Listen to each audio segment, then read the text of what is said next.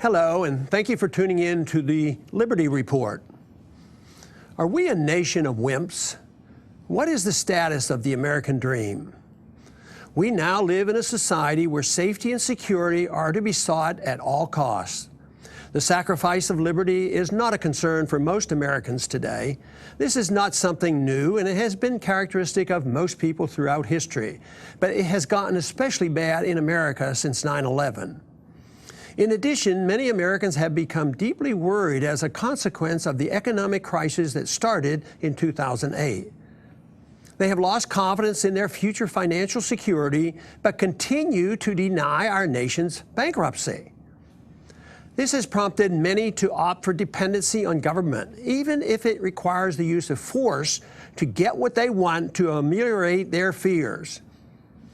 Rather than having confidence in the benefits that accrue from a free society, the majority of Americans are now frightened by the thought of self-reliance and accepting the responsibility that comes with liberty. There has been a steady erosion of confidence over the past 100 years as the American people as a whole have accepted the so-called need for big government to provide safety and security for its citizens. In the process, they have readily accepted the personal income tax and the abuse of the IRS, along with the illegal power of the money manipulators at the Federal Reserve to pay the bills by simply printing money. Unfortunately, they have also convinced themselves of our righteousness by supporting force to spread America's so-called greatness throughout the world. This, of course, is a fantasy and is self-deceptive. This trend has been ongoing since the Woodrow Wilson era, up to and including the policies designed by the current crop of neoconservatives. It's a sense of insecurity that prompts the need to demonstrate strength and confidence in an artificial manner. In a way, it's a little man syndrome, to compensate for our diminishing achievements in our domestic economy and our position in world affairs. This includes the chicken hawks as well as those who participate in aggressive behavior both domestically and internationally. Many get a feeling of strength, a feeling of patriotism from being able to bomb and kill individuals 6,000 miles away from our home, though they have never committed an aggressive act against us. Our policies are designed to search for enemies to destroy, though they pose no threat to us. We use remotely controlled drones and cruise missiles to perpetuate a sense of power, even against the powerless third world pseudo-enemies. We never hesitate to put on sanctions to punish those who do not obey our wishes, causing suffering, including death, to millions of innocent people. It is common now for us to pursue these policies around the world with the use of surrogates and training of other people. Because Americans, though they want to be powerful and in control, do not want to see any more Americans killed. In spite of the need for heroic militarism, Americans are getting tired of proving to the world that we are not a nation of wimps. They have been convinced that we can be the strongest nation in the world, maintain an empire, and contract out the dirty work. And they seem surprised that it's not working very well. It is now necessary for us to make snipers our superheroes. Matter of fact, every member of the military now is a hero, risking his life defending freedom and the Constitution and destroying constant public displays of gratitude and special recognition. This pretense occurs while neglecting the veterans whose lives have been ruined by the senselessness of wars. Denial is epidemic as to what should be done to address the problem of misplaced militarism being used to compensate for a deep-seated fear of inadequacy. Just killing imaginary enemies doesn't make us strong and confident. The danger is that this morally confusing policy can destroy the soul of a nation. We must remember that insecurity and fear provide fodder for authoritarians, and they are only too willing to oblige and fill the needs of the weak to feel better about themselves by engaging in the patriotic defense of our country, even if the threats are manufactured by the propagandists. The tragic part of all this is that it's all done at the expense of liberty, since loss of liberty was the major source of the problem in the first place. Although the wimpiness of the American citizenry has been developing for quite a while, on 9/11, 19 individuals brought America to her knees.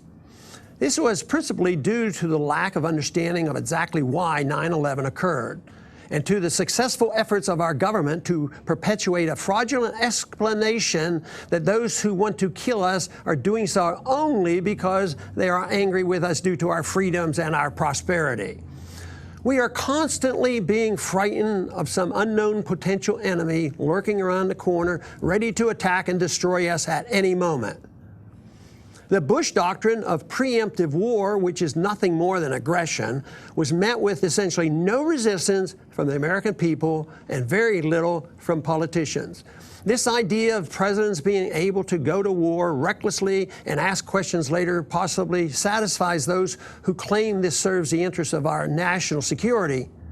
But it's a reflection of a sense of insecurity and contributes to the persistent attitude that we have a great need for empire to make us safe and free. Nothing could be further from the truth. Support for these policies come from the many who succumb to the propaganda. Complacency is also a major contributing factor as people become more and more dependent as long as they believe the government will deliver safety and security. The wimps want to believe these false promises in spite of the evidence of their failure and the true costs. But they may be about to change. Liberty is not thought much about as long as benefits come in spite of the increasing concern for the solvency of the country. This attitude can change quickly when the dollar takes a big hit. The majority of Americans are deeply worried that a foreign enemy is at our doorstep. The Al-Qaeda could hit us any day and is out to get us in any country in which we find ourselves. Meanwhile, it appears that ISIS is winning all the wars. People have to be convinced that a potential Hitler is about to attack us at any time, even without any evidence that it's likely to happen. During the 20th century, hundreds of millions of people were killed by the communists and the fascists, yet the size and scope of today's dangers are minuscule in comparison. Blinded by the propaganda, the wimps refuse to see how the enemy, which is real to some degree, is made stronger by our inciting hatred by our occupations and foolishly getting ourselves involved in civil wars in the many countries of the Middle East. The evidence is overwhelming that our efforts in the Middle East are the best recruiting tool for the jihadist radicals to recruit supporters willing to wage guerrilla war against us. The process has led us to spend hundreds of billions of dollars, with the results of being that our enemies grow stronger as they end up using our weapons against us. The current foreign policy has been an absolute failure in achieving any positive results, and it certainly hasn't removed the need and desire for the American people to feel victorious on the battlefield to compensate for their sense of inferiority and insecurity. Economic dependency is every bit as bad as the need for the American people to have a military victory to feed their egos. This is initiated, quite frankly, by the politicians seeking votes and anxious to get people dependent on them so that they can serve as their rescuers. Bad economies, essentially caused by bad economic planning by our government and the Federal Reserve, breeds dependency. It also contributes to wealth inequality, and tragically, the blame is placed on free markets and liberty as the cause, rather than understanding how the problems are created by the government and its economic policies. The worse the problems get, the louder the demands become for fairness in the redistribution of goods, which of course have to be first stolen from one group to give to another. This attitude breeds discontent and contributes significantly to the turmoil in our inner cities as the contest between those demanding entitlements are pitched against the militarized police. The militarization of the police of recent years contributes significantly to the problems which prompt those who are dependent to lobby the politicians to fight for their share of the wealth, while at the same time the economic pie is shrinking. Rarely is there ever a demand for independence, self-reliance, free markets, Instead, it's for more welfare redistribution for which the recipients believe they are entitled and have a right to. Of course, all of this contributes to further wimpiness of our society. Sociopaths, those without scruples, appear tough, but this only compensates for their own inadequacies and fear. They believe the military can provide the manliness they seek. They're convinced that they are showing strength and superiority over others, yet the real problem is their own lack of confidence. The more inadequately they feel, greater is the need for aggression to prove their toughness. This is especially troublesome since our leaders are incapable of expressing regret or a willingness to reconsider the policies that have caused so much harm. Without a conscience, they never suffer from PTSD. This requires that they ridicule, badger, and discredit anyone with enough self-confidence and self-esteem that does not require artificial strength achieved by bullying weaker nations or individuals by hiding behind the authoritarian hope provided by government. It is this insecurity that drives the neoconservatives to depend on war for their sense of satisfaction. Actually, they are wimps and afraid of their own shadow. They believe Al-Qaeda exists under our bed and we're about to be invaded. At least this is what they want the people to believe so they can pursue their bold militarism for their own psychological and special interest needs. Since these are false and unnecessary justifications for war, success is rare. Since World War II, the wars have been essentially lost. Now, bands of renegades are achieving military victories every place we go to promote regime change, to teach people in faraway lands to adhere to democratic elections following our rules. If the candidate we support doesn't win, no problem. We can then simply throw our support behind the next regime change. Too often, our fighting and spending money help our enemies and never serve our national security. It's easy to frighten the people by stories of the attacks by ISIS, yet they never mention countries like Saudi Arabia, which practices Sharia law and are not bashful about beheading citizens for even social and religious reasons. The fear and insecurity many Americans feel is encouraged by individuals seeking power and money. The only answer to this is for the people to stand up to the truth that the real wimps are the ones who hide behind militarism and initiate needless wars. Confidence and strength of character to challenge forced redistribution of wealth is also necessary. An answer can be found in promoting the cause of liberty. The people, unfortunately, have been conditioned to believe that government violence, both economic and military, is a tool that serves the people. The job of the propagandists, for which there are many, is to convince the people that it's all done for the purpose of helping them. Unfortunately, dependency destroys the soul as well as the soul of a nation by eliminating the satisfaction one gets from producing freely as an individual and assuming responsibility for oneself. And as this lack of self-confidence grows, so does the dependency on the state. Those who seek more government to help alleviate their sense of weakness and fear conclude that it's all the government's fault for failing to provide society with enough security. Seeking more liberty is rarely seen as the answer to the people's frustrations. Instead, this produces a sense of victimization that results in demanding that government do more for those dependent who eagerly grant more power to the authoritarians. Throughout history, there have always been opportunities for the authoritarians to run roughshod over the people. A nation of wimps dependent on the government for safety and security opens the doors for the authoritarians who delight in satisfying their needs by controlling others and falsely believing in their own strength and wisdom. Soldiers fighting wars and bureaucrats passing out welfare are emboldened by a sense of satisfaction that they are serving a special purpose for providing the strength that the weak and the helpless need. The problem is that these efforts are never helpful in dealing with the dependency of the weak.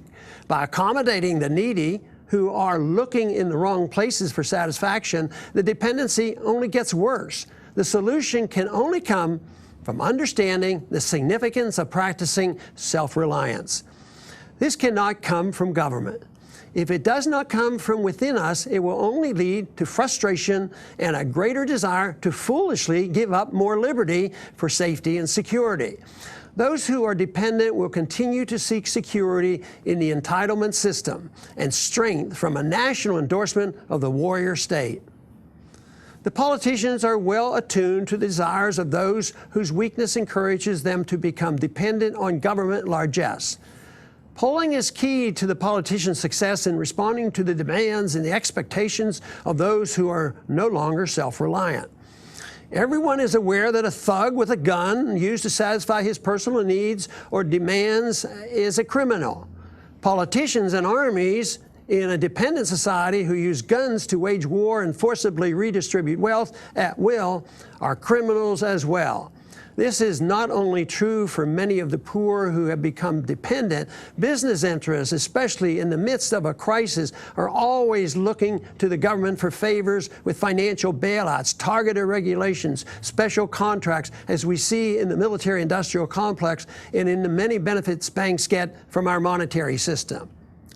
A predictable consequence of Keynesian economic policy is the development of a structural poverty which affects even those desirous of independence and self-reliance, but are more or less forced to listen to the promises of the politicians who claim they have an answer for their needs.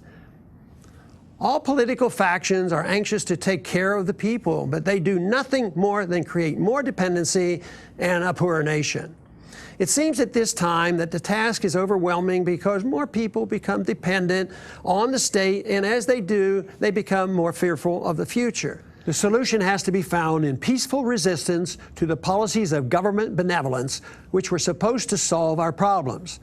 Dependency on government force in redistribution of wealth and militarism around the world as a source of strength has to end. The people have to come to realize that real strength comes from resisting the status quo that preaches the doctrine of a command society, and to recognize that insecurity drives many Americans to support wars that are expensive and futile. Depending on militarism and promotion of empire to compensate for weakness and dependency is not an answer. We must raise up a generation of individuals who are not frightened and embarrassed to support the natural instincts of peace, love, and friendship. Wars do little to provide strength of character for individuals who do not understand why we're in the mess that we find ourselves today. Not only should we insist that the government not lie to us, we should stop lying to ourselves as well. This means that there should be no more glorification of war and using the military personnel as a source of our confidence and strength. This can only come by living in a free society. The prevailing attitude of the American people today reflects weakness, fearfulness, and dependency. In general, confidence and self-reliance has been lost. Government failure, false promises, bad economic policy has contributed greatly to this condition. Human nature also is a major contributor to this sense of hopelessness. It is not unnatural to accept unearned benefits when trouble begins. We as a nation have grown to believe that government redistribution of wealth through force is a right and an entitlement. Sadly, hard work, savings, production, sound economy, and honest money are of little interest to most Americans. True sense of worth can only come from productive effort. When people become overly dependent on government redistribution of wealth, true happiness and satisfaction is difficult, if not impossible, to achieve. There is little personal satisfaction when individuals become addicted to government benefits, which actually worsen the conditions and increase the fear that the future does not bode well for us. This only provides the incentive and the need to expand the welfare-warfare state. The cycle, once it has started, sets the stage for the continued erosion of liberty, and in spite of the fact that the people become unhappy, poor, and angry, they blame the government for not doing enough to take care of them. Under these conditions, the demagogues in and out of government thrive. The social and economic philosophers, politicians, power seekers, and powerful special interests all step forth with solutions that only serve their interests and not the interests of the people who are on the receiving end of bad policy. is their use of the wimps to enhance their agenda that becomes a full-time job in Washington. The weak are conditioned to believe the lies and promises about both domestic and international affairs. Only individual liberty and the principles of a republic offer us any hope. Is the American dream dead? Once it was characteristic of most Americans to believe in the American dream. That meant there was a strong conviction that everyone had an equal opportunity to achieve any goal they sought with hard work and effort. They believed in the work ethic and that determination would ultimately pay off. Achieving the American dream was thought to be a result of hard work. Today, there are still a lot of people who believe in the American dream, but too often they are individuals who have recently left countries much poorer than ours and are hopeful that with hard work and effort, they too can have a better life for themselves here. It is proven by many who come to this country, both illegal and legal, that they bring with them a work ethic that has become difficult to find in Americans who have become dependent on the American dream being delivered to them by government action and corporate favoritism. Many Americans have come to the conclusion that hard work and effort is no longer rewarded due to the many obstacles put in their way by an overly intrusive government. And it is for this reason that the numbers are growing of those individuals anxious to expatriate and go to other countries where they believe that their work and effort will not be diminished as they are in our country today. The majority of the American people, unfortunately, have accepted the idea that it is necessary to be aggressive and dependent and driven by fearfulness to survive in a political economic culture that rewards political action and lobbying for success rather than being rewarded for hard work and effort. Because of this, most policies in Washington are designed to accommodate this culture. Even though government policy has been the main contributor to the problems we face and the destruction of the American dream, the majority is still supporting the idea that more activism by government to intervene in our lives and in the economy is the solution. Welfare demands drive a lot of politicians to continuously redistribute wealth out of a desire for fairness with a policy that does the opposite. The zeal for patriotism and for the support of America's greatness makes the electorate overly anxious and willing to support militarism, which has done such great harm to us as a nation and to our moral character. Even though the majority of the American people reflect a philosophy of the past 100 years that promoted dependency and foreign entanglement, a large number of citizens are now recognizing that it has been a failed policy. However difficult this may be to overcome, it does not mean that our policies can't be reversed. More accurately, we're probably in a transition period, and even though many are frightened by change, support for a philosophy based on liberty and peace is gaining in acceptance.